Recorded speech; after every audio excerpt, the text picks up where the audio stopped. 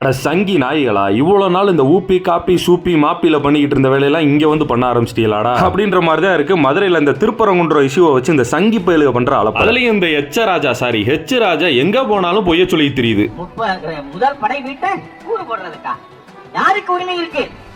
42ல முதல்ல முகமது அலி ஜின்னா பாகிஸ்தான் கோரிக்கை. ஆல்ரெடி ஒரு நேர்காணல்ல காந்தியை பத்தி முகமது அலி ஜின்னா ஒரு விஷயம் சொன்னாருன்னு சொல்லி அந்த நேர்காணல்லையே மாட்டினேன். அதே மாதிரி மதுரையில சங்கிகள் நடத்தின ஆர்ப்பாட்டத்திலையும் பல பொய்ய சொல்லுது. உண்மை தெரியாம அந்த சங்கி கூட்டம் பூரா ஆன்னு கத்திட்டு இருக்கு. மதுரையில ஹிந்துவும் முஸ்லீமும் எவ்வளவு ஒற்றுமையா இருக்காங்கன்னு உனக்கு தெரியுமா? முதல்ல நான் சொல்றதை விட மதுரையில உள்ள ஆக்சுவல் ஹிந்து மக்கள் என்ன சொல்றாங்கன்றதை நீங்களே பாருங்க. அப்ப நாளைக்கு வந்துட்டு சபரிமலையில் இருக்கிற பாபர் மசூதியை வந்து மாத்தணும்னு சொல்லுவாங்க.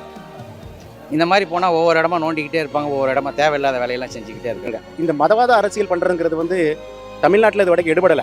வடநாட்டுகளில் சில மாநிலங்களில் எடுபட்டிருக்கு. அது ஒரு தவறான அணுகுமுறை. நாட்டில் அவங்க நினைக்கிறது உண்மை நடக்காது. அவரை மாற்றணும்.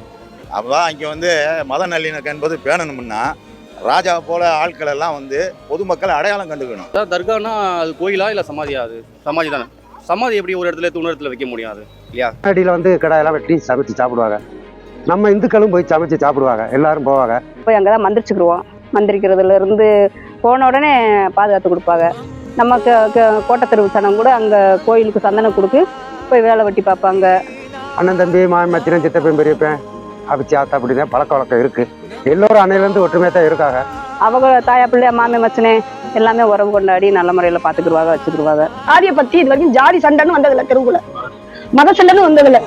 மதுரையில் தான் என்ன எல்லாரும் கூப்பிடுவாங்க. நானும் நாத்திரம் தான் எல்லாத்துக்கும் உரிமையை கூப்பிடுவேன். நல்ல காலத்துக்கு அவங்களும் துணிமணி கொண்டு வந்து எனக்கு தருவாங்க. நான் வாங்கி துணிமணி கொடுத்துருக்கேன். எல்லாமே நல்லதாக தான் நடந்திருக்கு இது வரைக்கும். தர்காவில் போய் சக்கரப்பாத்தியா கொடுத்துட்டு வந்து இங்கே அவசியமே பண்ணுவாங்க. மறந்து அவங்கவுங்க கொண்டாடுறாங்க. அவ்வளோ யாரும் இடைஞ்சல் இல்லை.